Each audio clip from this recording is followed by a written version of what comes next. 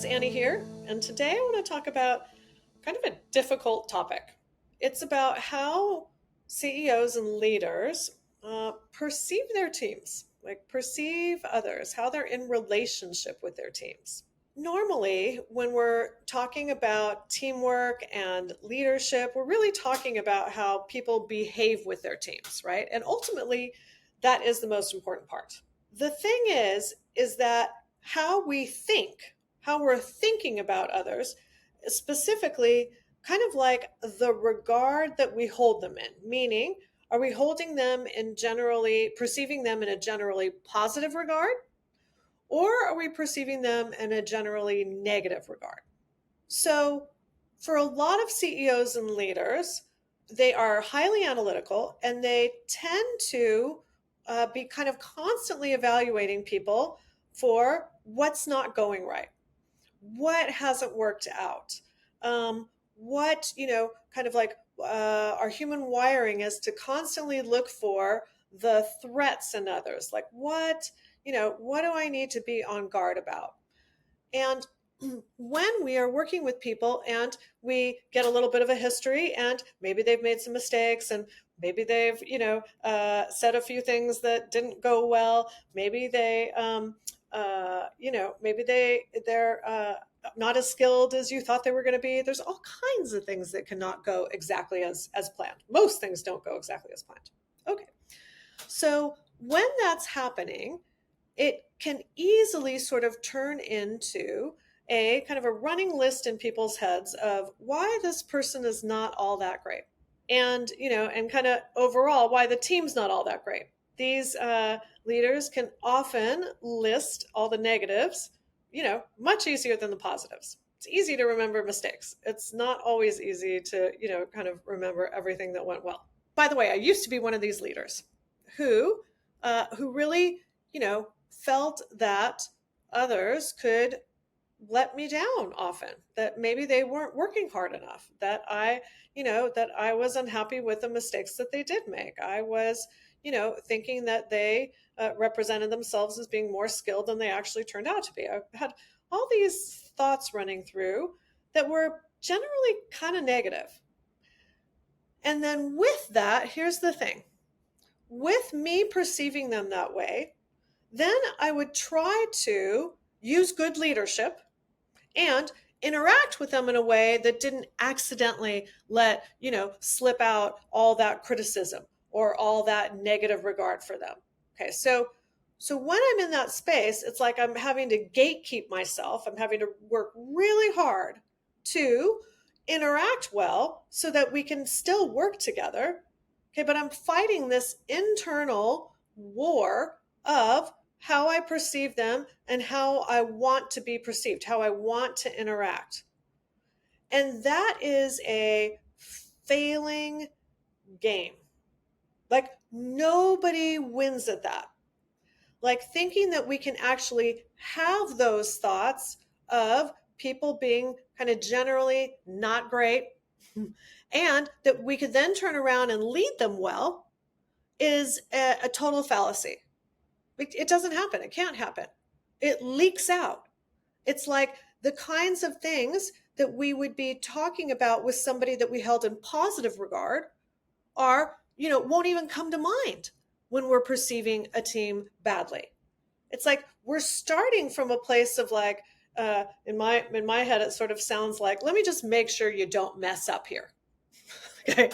Let's make sure you don't, lose, instead of like, hey, I think you're awesome and let's figure out how you can win. Let's work together to really make this work. And in my earlier leadership days, I didn't really understand that how I perceived other people was actually up to me. Like, I really thought these, the mistakes they made are just the facts. Like, anybody in my position would be perceiving them badly. And it's not true. It's definitely not true. It's I lost some really, really strong people much earlier in my career because they didn't really want to work with me. Like they didn't feel like I could value them, that I could really see how great they were. That, they felt that I micromanaged and I had just, kind of too much critical feedback for them, and was kind of always looking for how they were going to mess up instead of supporting them to succeed. And I think that was true.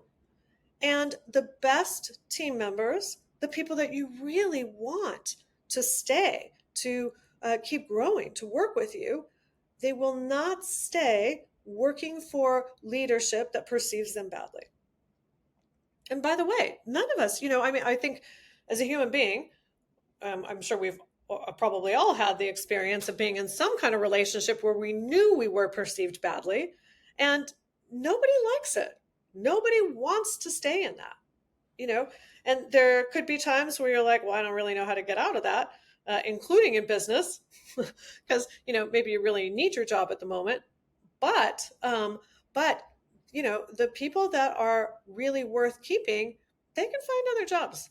And so my point with all this is, and kind of the hard truth, the part that's hard, I think, to really take in is that to be successful, you've got to perceive people positively. And that needs to be your bias. Like that needs to be the more of your automatic state. That needs to be your habit of seeing them as the contributions that they are to your business, right? As the positive things that they can make happen, not as the, not having that feeling of like, oh man, I hope you don't mess up like last time, not constantly viewing them through that lens. And that is up to us. That is up to us. And we do have control over that, because I had to recognize that my natural state was to, be, how would I say, be a skeptic.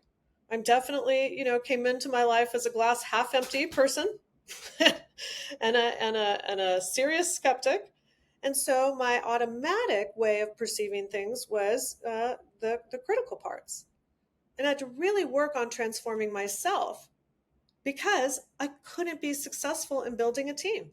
And if I couldn't be successful in building a team, I was going to be stuck doing everything forever. And not only is that like not sustainable, it's not even fun. It makes for like a not good life.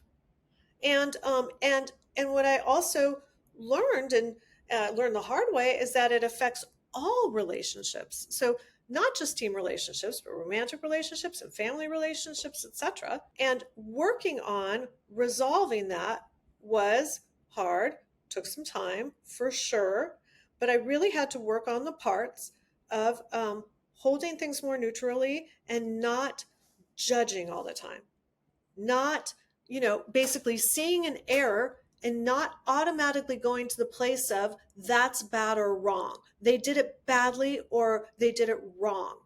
It's like, no, it just happened. Mistakes happen. We'll get some learning out of it. This is part of business, part of being in relationship with anybody. And I'm still not going to, put that on my list of all the bad things that they've done. Instead, I'm going to hold it as that happened. And now let's focus on the best way to move forward, because I still believe in you. And we need to be in a place where we fundamentally believe in others and what they can contribute so that we can succeed. And if we can't, it's almost like, how would I say it? It's like we at leading edge teams, we don't have much to work with if our clients can't get past that part. It's like we'll be putting band-aids all over the place instead of having our clients shift the most fundamental thing that is necessary for their success as leaders who build strong companies through really strong teams, strong, capable, skilled, loyal teams, so that, you can, the vision can actually happen. The vision of the business can happen and everybody can have really good relationships with it. So that's what I wanted to talk about today. On another video, maybe we can talk about what it really takes to get your judgment down, what it really takes to, learn how to hold people in positive regard instead of, negative, let me make sure you don't mess up kind of regard. We can do that another time. But for today, I wanted everybody to just think about, how do you really perceive your team? Because it matters. And you can change it. And even if, you might be thinking, well, I perceive my team badly because they just are bad. Okay, but I promise you that the way you hold it is not true.